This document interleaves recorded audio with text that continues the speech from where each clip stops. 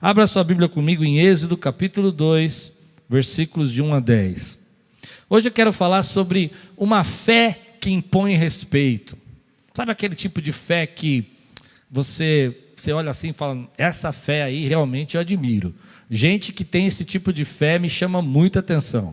Aquela pessoa que, sabe, no meio das lutas, ela tem um posicionamento, tanto espiritual como emocional, diante da fé. Quero falar com você sobre isso, essa fé que impõe respeito. Eu conheci algumas pessoas assim na minha jornada de vida.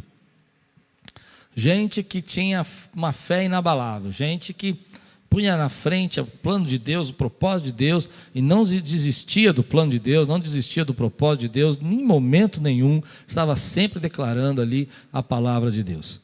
E é isso que nós vamos fazer, vamos estudar a vida de Joquebede. Joquebede, para quem não sabe, é a mãe de Moisés. E ela é uma dessas mulheres que a Bíblia cita, né, os pais, né, de Moisés, cita na lista dos homens de fé. Porque pela fé, diz a palavra de Deus, nós vamos ver já, Deus tocou o coração deles e eles guardaram Moisés. Vamos ler juntos? Êxodo capítulo 2, versículos de 1 a 10. Um homem da tribo de Levi casou-se com uma mulher da mesma tribo, e ela engravidou e deu à luz a um filho.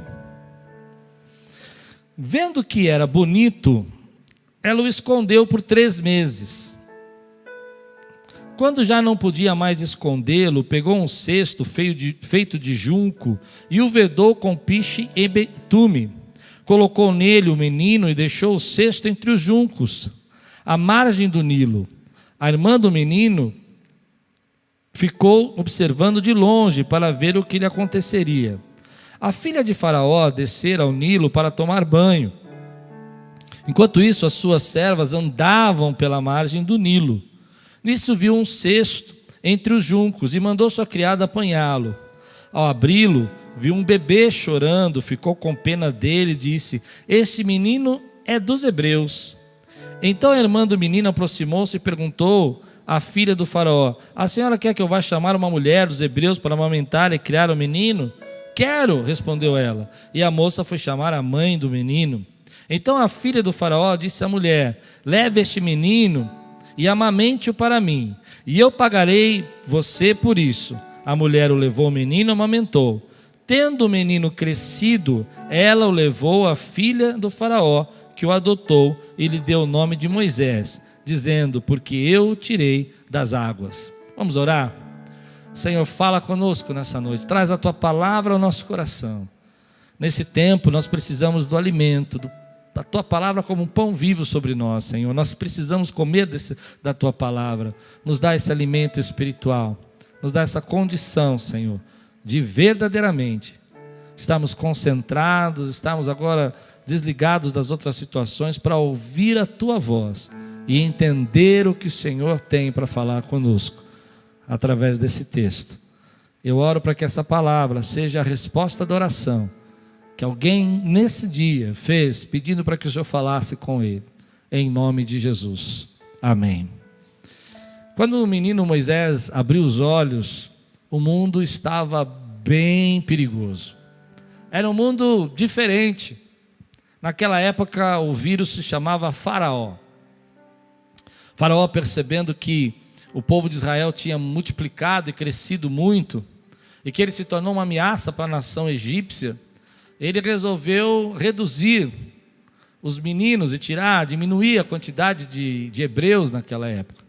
E a estratégia que ele usou é que todo menino que nascesse naqueles dias, as parteiras deviam perceber rapidamente que eram meninos, e dizem aí os historiadores, e elas deveriam sufocar o menino e entregar para a mãe, dizendo: "Olha, ele nasceu morto." Mas as parteiras não fizeram isso, elas temiam a Deus e elas disseram a Faraó que antes que as crianças nascessem, as hebreias, antes delas chegarem, as hebreias já tinham dado à luz e elas não conseguiam ver os meninos. Essa foi uma estratégia que Deus usou naqueles tempos para proteger aquela nação. Mas a maldade daquele Faraó era grande e ele queria exterminar os meninos.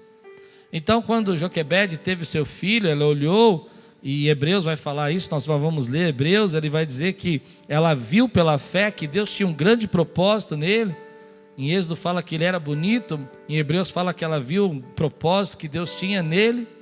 E ela então estabeleceu um plano, ela estabeleceu uma estratégia. No meio de toda aquela confusão, ela resolveu esconder o menino. Ela falou, não, eu vou guardar o meu filho.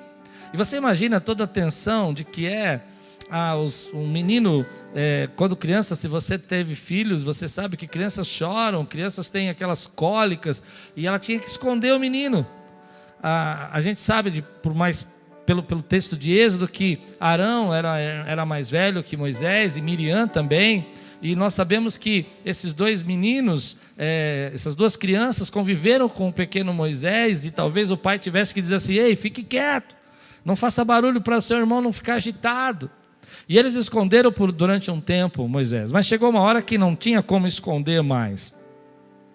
Então, Joquebede, ela estabeleceu um plano muito interessante. Ela disse, bom, eu vou tentar salvar meu filho, eu vou tentar fazer algo diferente.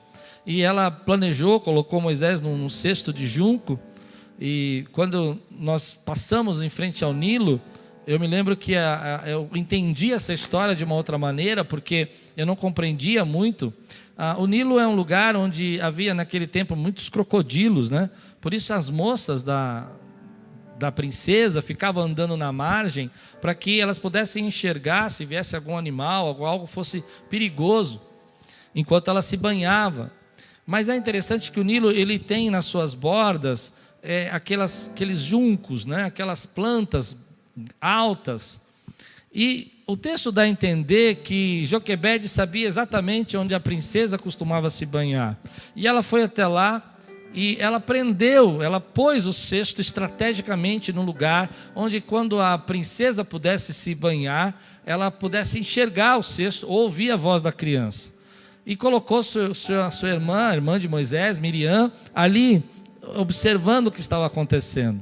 Quando a princesa viu o junco, o cestinho, ela foi lá e pegou a criança e viu que era dos hebreus. Ela sabia que havia uma ordem para matar os filhos dos hebreus. Mas diz os historiadores que havia um ditado popular, isso não está na Bíblia, mas os historiadores contam que recentemente foi achado um ditado popular egípcio que dizia que eu nunca feri ninguém, o ditado diz mais ou menos isso, eu nunca feri ninguém, nunca tratei mal a ninguém e nunca neguei o leite para uma criança. É interessante que talvez o risco que a Joquebede estava correndo era enorme. Ela não sabia se quando a princesa olhasse o Moisés, ela ia aceitá-lo ou ela ia terminar com a vida dele naquele momento. No entanto, ela se arriscou e colocou o menino lá.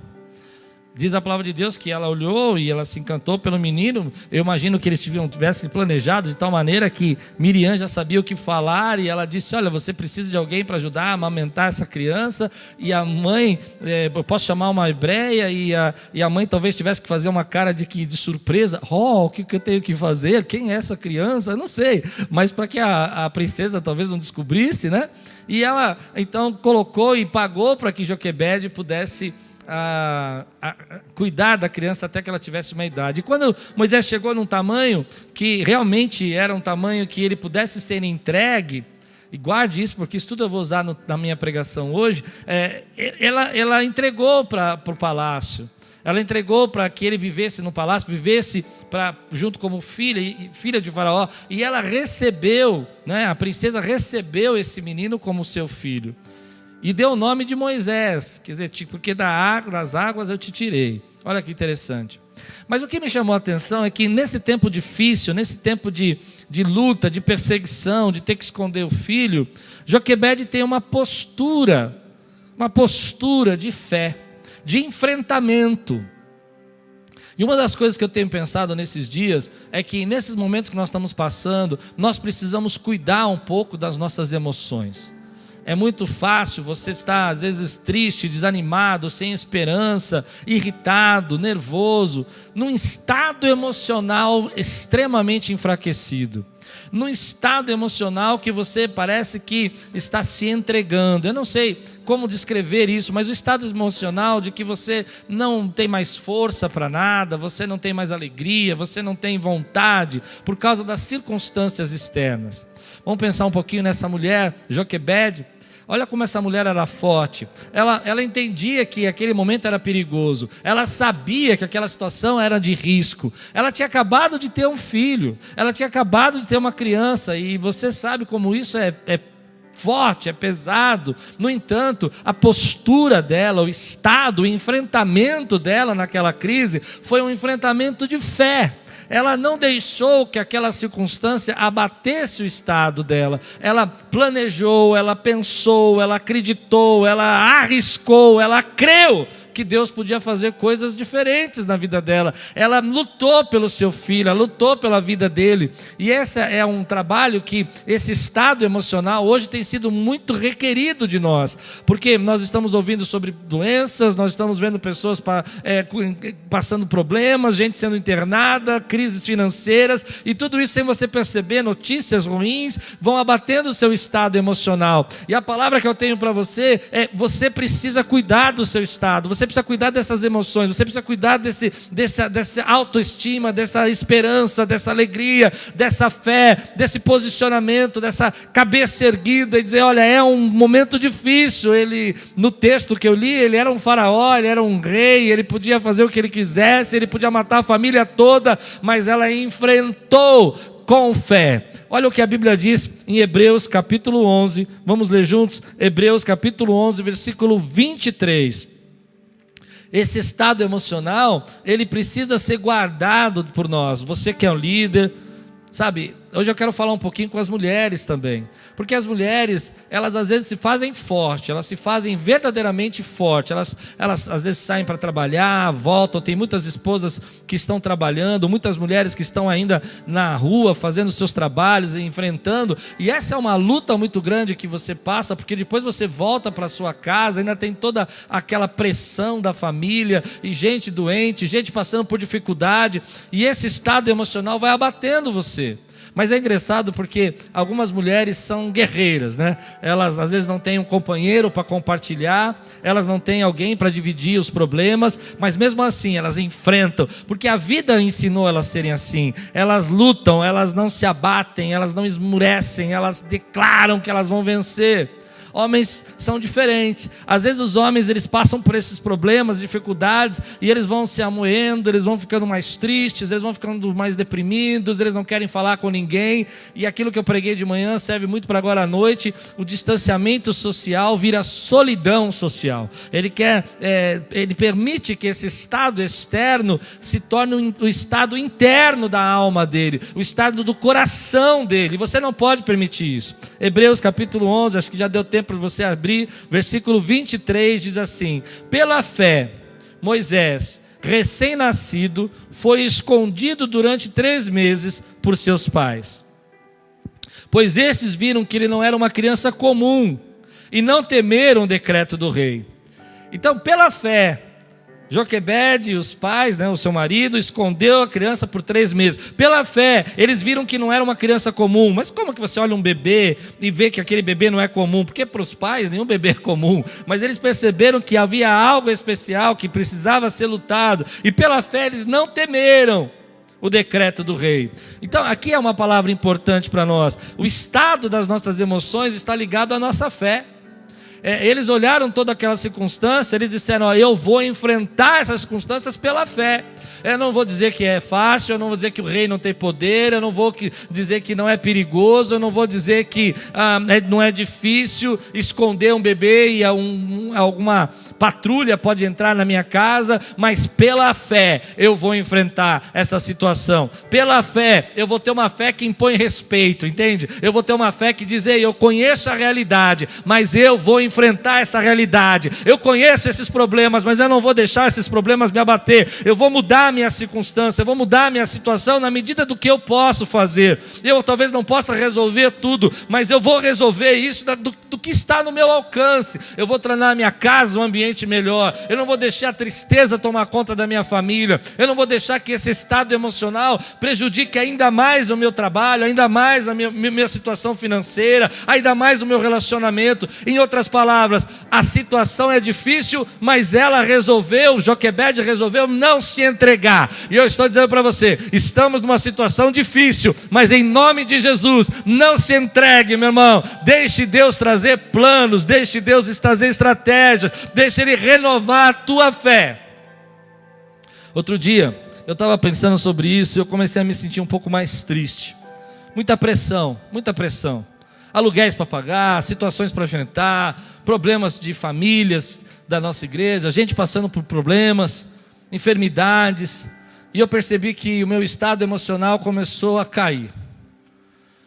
E na hora eu comecei a orar, querido, eu fui para o meu quarto de oração, comecei a escrever minha oração, e a frase que saiu foi essa: já está muito difícil, mas se o meu estado emocional cair, vai ficar muito pior.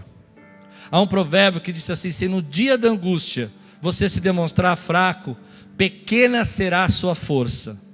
O que Provérbios quer dizer? Que se no meio do problema, você ao invés de enfrentá-lo, você acreditar, você buscar a fé para vencer. Por isso que eu falei hoje de manhã, você venceu 62 dias. Ou seja, Deus te deu graça. Isso é fé para você agora tomar uma força, uma energia para você viver mais os outros 30 que nós tivemos que passar, ou 60, não sei. Mas pela graça de Deus, você vai vencer em nome de Jesus. Joquebede é essa mulher, que ela olhou as circunstâncias, as dificuldades, ela procurou estratégia, ela escondeu. Mas aí vem agora a mensagem que eu quero trazer para você. A primeira parte dela e a primeira coisa que eu aprendi nessa quarentena foi: não posso deixar que circunstâncias, notícias, palavras abatam o meu coração, mudem o meu estado. Eu não posso deixar que esses problemas afetem mais a minha vida, mais a minha emoção do que tudo, já está afetando. Eu não posso permitir que as dificuldades, os problemas e as lutas que nós estamos passando venham fazer com que o meu estado, a minha emoção, meus sentimentos, a minha paixão por Deus, a minha adoração caia. Eu preciso ter um enfrentamento pela fé, olhar, entender que Deus tem propósito para a minha vida, pela fé, entender que esse é um tempo de estar escondido, como Moisés ficou escondido, mas há um tempo também que Deus vai trazer coisas novas, projetos novos, planos novos. Pela fé, compreender que Joquebede não teve medo do faraó, não teve medo do rei, porque ela sabia que Deus estava acima do rei. E pela fé é acreditar que Deus cuida da sua casa, da sua vida e da sua saúde, que a nossa vida está nas mãos do rei. Estamos aqui porque o rei permitiu, porque o rei verdadeiro, o rei dos reis, o senhor dos senhores guardou você. Mas é interessante que chega uma hora, e essa é a segunda lição que eu tirei dessa quarentena. A primeira foi essa: não permita que o estado emocional te abata. A segunda foi que ela teve um momento que ela teve que abrir mão. Isso é difícil de pregar. Ela precisou, depois de um certo tempo, perceber que aquele menino já era grande para ela deixar guardado, escondido, e ela ia ser descoberta a qualquer hora. Então ela precisou abrir mão dele. Ela precisou correr riscos. Ela precisou pegar aquele menino que ela guardou com tanto carinho e cuidou com tanto carinho, colocar numa cesta e entregá-lo. Você já imaginou que loucura que é isso? Que coisa que é difícil é você abrir mão daquilo que você guardou com tanto carinho, que você cuidou com tanto carinho. E às vezes a gente não quer abrir mão disso. Nenhuma mãe vai querer, nenhuma mãe tem um filho para entregar. Você quer cuidar dele. Mas ela sabia que ela não podia mais fazer isso, ela precisava abrir mão. E uma das lições que eu aprendi nessa quarentena são situações, sonhos, planos que você precisa abrir mão, que você precisa deixar Deus controlar, Deus cuidar.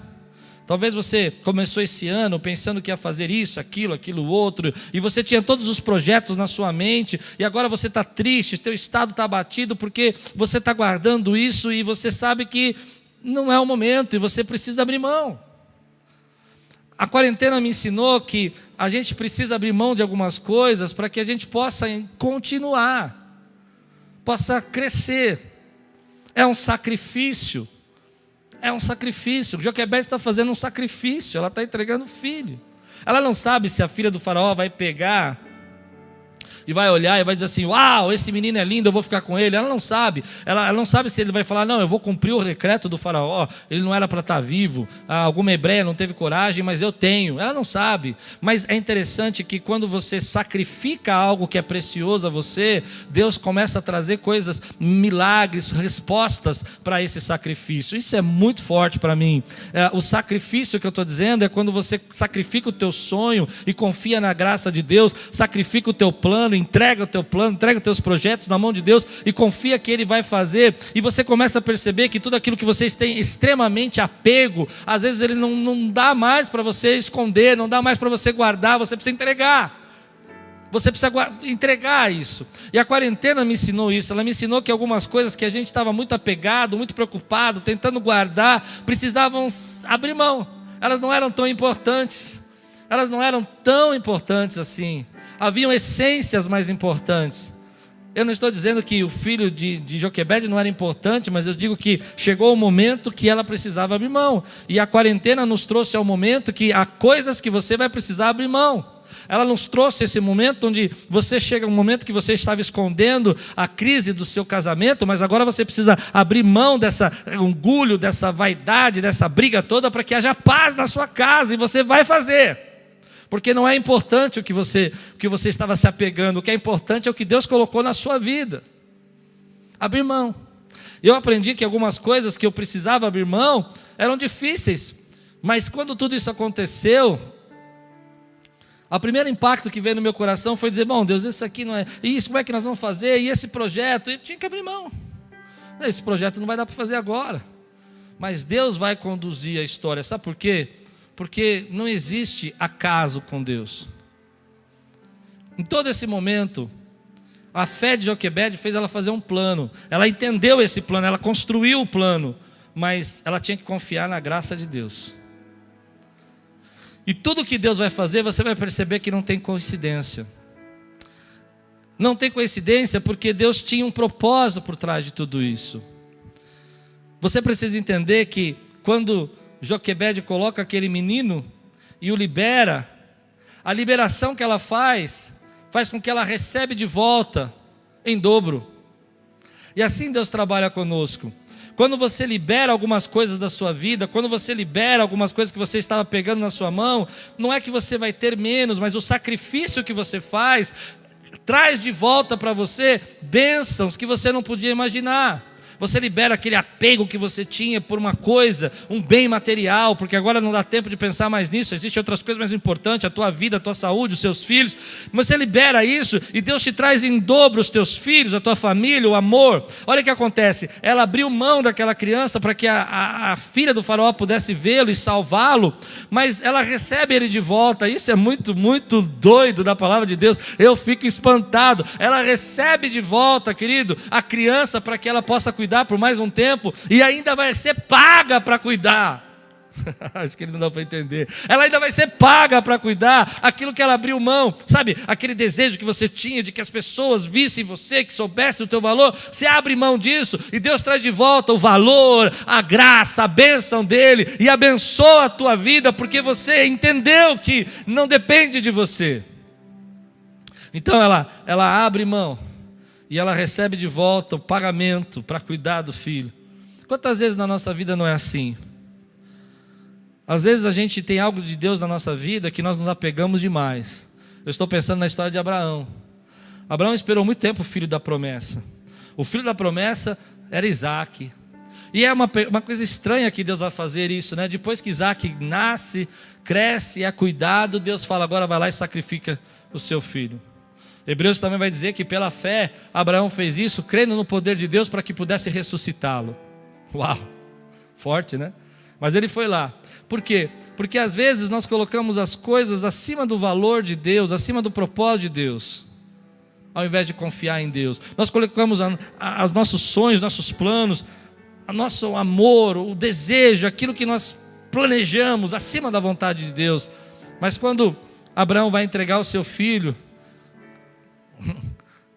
ele é impedido de fazer isso, porque ele já tinha sacrificado de coração, ele já tinha entregue de coração, ele liberou para receber verdadeiramente o filho da promessa e a promessa. Na vida de Joquebede, não existe coincidência, porque quando ela entrega e libera Moisés, ela recebe de volta por um tempo. Mas diz a Bíblia que quando ela está numa certa idade, ele vai ser levado ao palácio para viver como filha do faraó. E ela vai como filha do faraó. E ele vai receber um nome. Aí que ele recebe o nome, Moisés, porque tirado das águas, diz a Bíblia. Mas olha que interessante, naquele momento, a mãe de Moisés teve tempo de passar todo o conhecimento hebraico, tudo aquilo que ela precisava saber de Israel, mostrar para ele quem ele era, que nação ele era. Isso vai ser muito importante, porque Moisés vai ser o libertador, ele tem uma promessa. Mas quando ele é entregue, ele vai entrar no palácio, e ele vai sair de uma cabana. Imagine isso, aquela criança, eu imagino que ele tinha alguma quase 10 anos, um pouco menos talvez, e ele vai saindo de uma cabana, de uma choupana, ele vai entrando num palácio, e ele vai ser exposto a coisas que ele nunca tinha visto. A primeira coisa que ele vai ser exposto é a liberdade. Lembra que o povo hebreu era escravo, mas agora ele está sendo exposto à liberdade. Ele vai enxergar uma nação livre, ele vai chegar a uma nação rica, ele vai chegar a uma nação que tem uma qualidade de vida, algo que ele não conhecia até aquele momento. Ele vai ser educado, ele vai ser preparado, ele vai ser ensinado, e toda essa história é a formação de Deus, para que ele seja o libertador do povo de Israel. Deus está expondo àquele jovem aquilo que os seus pais não podiam expor, aquilo que a sua família não podia conhecer, está tirando dele aquela mente de escravo, para que ele pudesse declarar que Deus era o libertador do povo de Israel. Eu sei, tem uma longa história até isso acontecer, mas a formação de Moisés, a formação da caráter, da palavra, veio pelos seus pais. Joquebede teve o tempo de ensiná-lo, mas também há um tempo em que ele vai ser exposto a coisas novas, um tempo para ele enxergar coisas que ele não enxergava.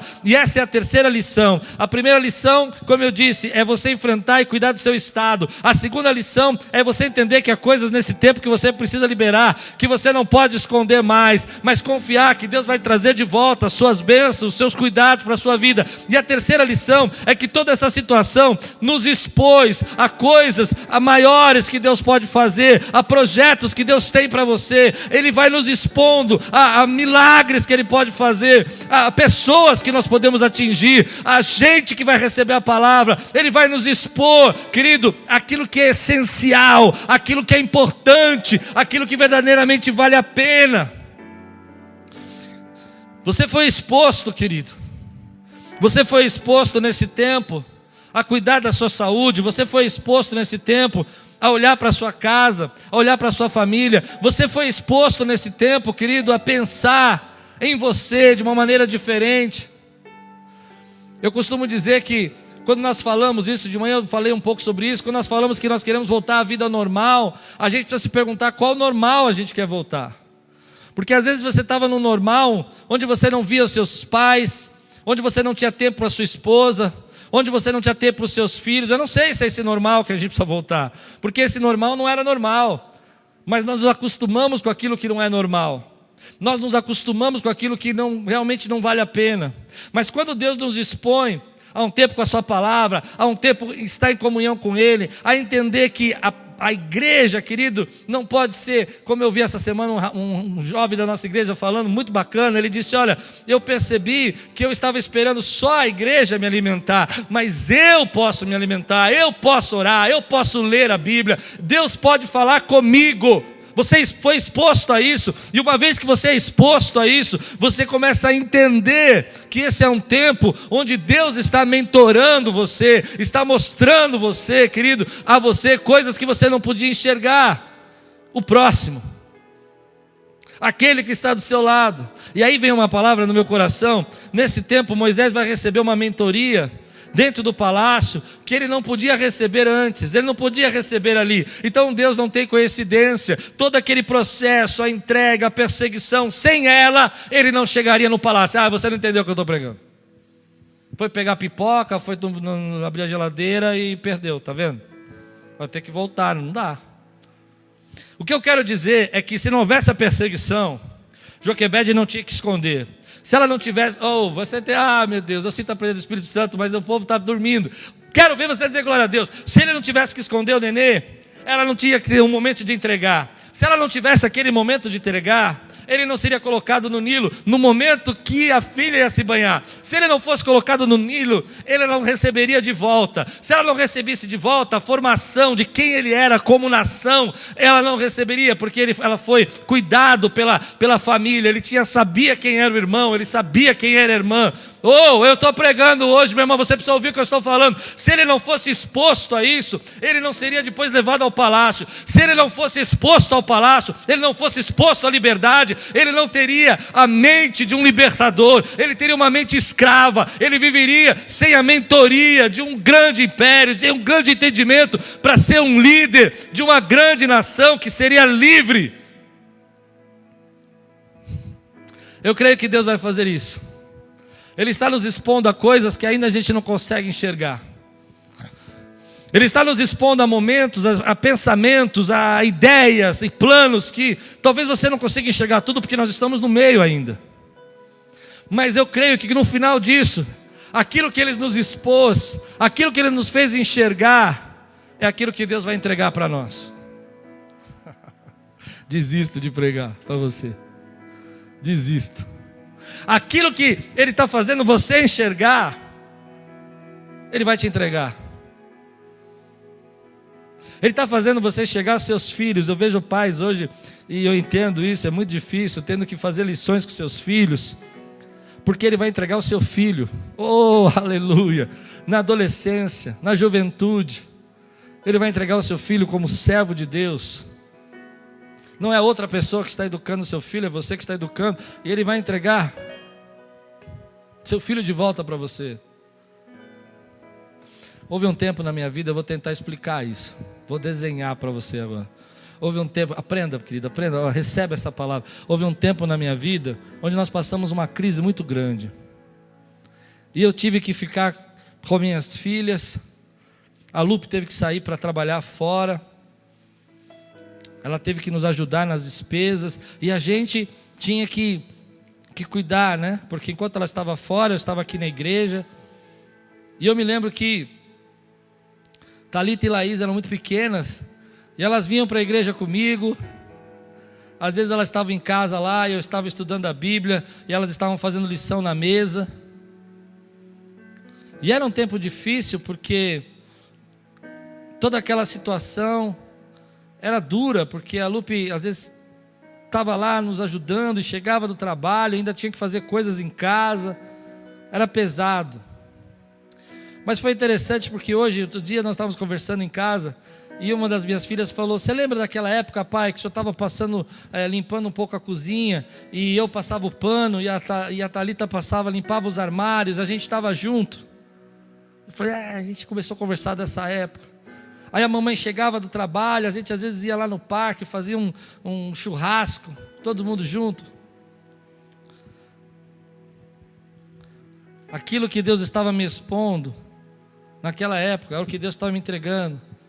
Porque hoje eu louvo a Deus de ter as minhas filhas aqui comigo, me ajudando. Eu louvo a Deus de ter minhas filhas amando essa obra, essa igreja. Acho que agora fui claro, não fui?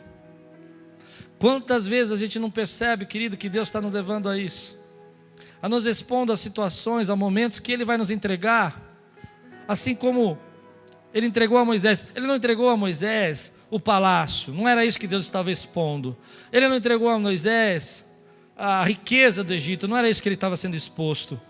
Ele estava sendo exposto à liberdade, ele estava sendo exposto à razão de ter uma nação, de ser um povo com uma mentalidade que já vivia há 400 anos escravo, mas que agora podia ser livre. Eu não sei o que Deus está te expondo, mas a mim Ele está me expondo que Ele cuida de mim, que ainda quando eu acho as coisas mais difíceis, eu me lembro que quando a gente disse que essa igreja não ia ter culto presencial, eu falei: não tem como, não tem. Mas antes, não existe coincidência, nós tínhamos comprado um equipamento para fazer transmissão. Antes, não existe coincidência, querido. Deus já vinha nos preparando, nos treinando para fazer cultos, para fazer outros projetos maiores. E aquilo que Deus está nos expondo agora, Ele vai nos entregar. Logo no final do texto, eu quero que você veja comigo, lá no capítulo 2 ainda, diz a Bíblia assim: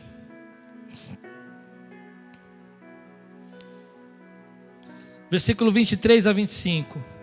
Muito tempo depois morreu o rei do Egito. Os israelitas gemiam e clamavam debaixo da escravidão, e o seu clamor subiu até Deus. Ouviu Deus o lamento deles e lembrou-se da aliança que fizera com Abraão, Isaque e Jacó. Deus olhou para os israelitas e viu a situação deles. Depois de tudo aquilo que Deus já estava preparando, e aí vem a palavra do meu coração, Deus já estava preparando Moisés para ser o libertador, já estava treinando ele numa mente diferente, numa mentoria nova, um pensamento novo, para que ele entendesse que a liberdade era possível, lembrando que era 400 anos de escravidão, e as pessoas, eles eram pastores de ovelha, e agora estavam fazendo tijolos, e eles estavam sendo castigados por isso, mas eles não tinham força. E você vai perceber que na história, se você conhece a Bíblia, é mais difícil libertar o Egito que está dentro deles do que tirá-los de dentro do Egito onde eles moravam. É mais difícil. Deus teve facilidade em arrancar eles das mãos do faraó, mas teve uma dificuldade enorme de tirar a escravidão, a mentalidade de dentro deles. Uma dificuldade que eu digo é tempo, precisou de muito tempo para fazer isso. E aí a Bíblia vai dizer aqui que nesse tempo Deus ouviu o clamor dele. E nesse tempo que Deus ouviu o clamor dele, Deus já tinha preparado a saída. Moisés já tinha sido levantado, ele já tinha sido guardado, já tinha sido treinado. Recebe essa palavra. Deus já preparou saídas que a gente não viu ainda, que não chegou nas nossas mãos. E aí eu tiro 3 lições disso para mim. A primeira é que Deus procura pessoas hoje como procurou Moisés, como procurou Joquebede, que encontre com fé, que encontre com uma fé que impõe respeito, sabe? Que ele possa encontrar com essa fé que impõe respeito e dizer: ei, essa situação é muito difícil, mas eu vou enfrentar. Essa situação é muito complicada, mas eu estou disposto a entregar o que precisa ser entregado, a liberar o que precisa ser liberado, para receber o que Deus tem na minha vida e deixar Deus construir a minha história, e entendendo que Ele vai me expor a situações, mas essas situações também vão me trazer liberdade. Deus procura pessoas hoje que têm essa fé nesses momentos de crise, que dizem: eu posso ser a resposta à oração de alguém, eu posso ser um abençoador nesse momento. Muita gente, eu percebo, eu não sei se nem devia falar isso, mas eu vou falar, eu me arrisco muito. Muita gente, eu percebo que no começo desse processo todo, começou a pensar assim: o mundo vai acabar mesmo, eu vou morrer mesmo, então eu não vou ajudar, eu não vou me preocupar com nada. Vocês sentiram isso também? Não vou responder esse WhatsApp, eu estou preocupado. Irmão, nós estamos 62 dias, nós vamos passar por isso, e Deus está procurando você. Deus está procurando você, Deus está chamando você. Se você ainda nesses 62 dias não trancou a porta do seu quarto, não se fechou e falou: Deus, eu estou aqui, o que o Senhor quer mostrar para mim? O que eu preciso entregar? O que eu preciso liberar? O que eu preciso abrir mão? O que o Senhor vai fazer comigo agora? O que o Senhor vai mostrar para mim que eu preciso ser exposto, que eu não estava enxergando antes? A segunda lição, que além de Deus estar procurando pessoas, é que dificuldades não apagam os planos de Deus. Deus usa a dificuldade para construir o plano dele. Oh, aleluia! Eu quero ouvir você dizer glória a Deus. Tem alguém aqui que pode dizer glória a Deus aqui? Deus usa, querido, a dificuldade para construir o plano dele. Ele usou toda essa dificuldade para levar Moisés para dentro do palácio do faraó. Eu não estou dizendo que Deus queria isso, ele podia ter feito outra coisa, mas Deus usou isso para que ele cumprisse a libertação. E aqueles que eles mentoraram, aqueles que eles ensinaram, aqueles que eles cuidaram, vai se tornar o libertador do povo de Israel. Dentro da casa deles vai sair a libertação. A terceira lição, querido, que Deus fala comigo no meu coração, é que todo tratamento cruel, toda angústia, toda luta, toda batalha, todo sofrimento, e eu quero terminar assim, toda dificuldade não fica escondida nos olhos de Deus. A Bíblia diz no versículo que eu li, que Deus viu o clamor do seu povo, e Deus lembrou-se da aliança que fizera com Abraão, e Deus olhou para os israelitas e viu a situação deles. Eu gosto desse versículo. Deus vê a nossa situação, Deus vê os problemas que passamos, Deus vê as coisas que nós estamos vivendo, Deus está vendo a sua casa, Deus está vendo como o seu marido te trata, como você trata o seu marido. Eu não sei se você crê nisso, mas Deus vê, querido, e Ele age, Ele tem o tempo dele, mas Ele responde. Deus vê as batalhas que nós passamos aqui e Ele continua ouvindo. E talvez lá atrás Deus já começou a criar a libertação, mas demorou quase 80 anos. Os historiadores dizem que Moisés teve 4 tempos. O primeiro tempo ele precisava aprender e entender. O segundo tempo ele passou no deserto com mais 40 anos para entender que ele não era nada. E o terceiro tempo, mais 40 anos, ele passou 45, eu sei que os biblistas vão me pegar pelos 5. 45, ele passou para dizer, para entender, para cumprir o propósito dele. Talvez esse seja o tempo que Deus está te dando para que você entenda que você precisa dele, para que no próximo tempo, quando a vida retomada, você possa cumprir o propósito que Deus tem para a sua vida. Mas uma coisa eu creio, Deus não deixou de ver as nossas dores, nossas lutas, as coisas que estão faltando, os nossos problemas financeiros. Ele continua vendo. Você crê, querido? Então hoje eu creio que Deus está nos expondo que ser igreja não é só estar no templo. Ser um servo não é estar só dentro de uma igreja.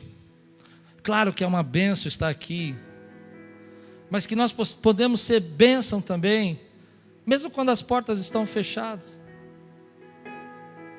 Os psicólogos estão atendendo, os líderes de liga estão fazendo ligas, o seminário está dando aula, gente que está ministrando. A igreja da criança hoje tinha 30 crianças online. Você vai falar, mas é só 30, pastor. É porque a gente está descobrindo, é novo, nós estamos sendo expostos, que a gente não precisa só ter um trabalho para criança no domingo, a gente pode ter um trabalho na quinta, pode ter um trabalho na sexta. Estamos sendo expostos, que é muito importante a comunhão. E vamos ser sinceros, você está sendo exposto a isso também, porque antigamente você dizia, não, hoje eu não vou não, está friozinho, está chovendo e... sei lá, semana que vem se der o colo lá. Você está sendo exposto. Você está sendo exposto, querido, à falta que faz a adoração, o clamor, o louvor, a oração. Uma equipe de intercessores intercedendo por nós o tempo todo, orando. Eu vejo lá no WhatsApp, peço oração por esse, eles estão orando. Tantos outros, não dá para falar de todos, querido, não dá para falar de todos. Nossos irmãos aqui fazendo transmissões, gravando, editando. Por quê? Porque a gente é exposto, querido, que uma igreja é feita por uma comunhão e uma família, a família de Jesus, e não é feita por prédios, atendimentos, casais sendo socorridos. Que a gente não depende do prédio, a gente depende de Jesus. E é Jesus que nos uniu nisso. Somos expostos também, que é muito importante às vezes, estar todo mundo junto adorando a Deus e ver aquela unção, aquela presença de Deus poderosa, sabe? Aquela nuvem de glória. Ai, que saudade dessa nuvem de glória. Quando a gente estava aqui no final de campanha e parece que a igreja está toda cheia de glória, né? E a igreja cantando e nós chorando e aquilo tudo arrepiando a gente. É verdade, não é? Nossa, aquele arrepio, a gente é exposto que sem isso a vida é diferente. Mas aquilo que Deus nos expõe e nos mostra, nos revela, é porque Ele vai trazer para a nossa vida de uma maneira maior, mais forte. E eu creio que quando a igreja voltar desse período, nós vamos ser mais fortes. Eu creio que quando você voltar desse período, você vai ser um adorador. Já era, mas agora numa dimensão muito maior. Já era um intercessor, uma dimensão muito maior. Mas saiba, querido, você que está sofrendo, você que está passando por dificuldade, a Bíblia diz e viu a situação deles. Deus vê a nossa situação. Deus vê as lutas que eu passo, você passa, e nenhuma delas passa desapercebida. Nenhuma delas passa desapercebida. Mas lembra, querido, que nada nos planos de Deus é coincidência. No final, tudo isso, todos esses problemas vão se tornar em bênção na sua vida. Você recebe essa palavra hoje? Recebe. Aleluia.